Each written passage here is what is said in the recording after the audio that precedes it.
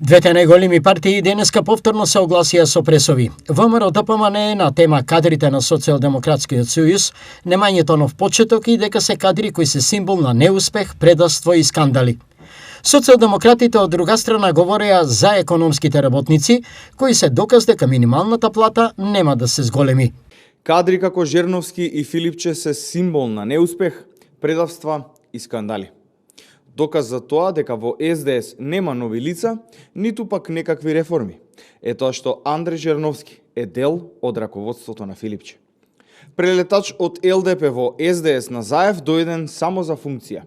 Новите сили на СДС се потрошени кадри кои веќе биле дел од раководните позиции и функционери кои не покажале никакви резултати и ја изневериле довербата на граѓани. Сега на сите им е јасно дека поголема минимална плата нема да има.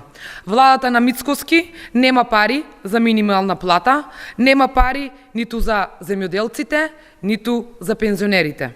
Очигледно, сите ќе мора да се навикнат на тоа дека повисоки плати нема да има. Доаѓаат така наречени економски работници.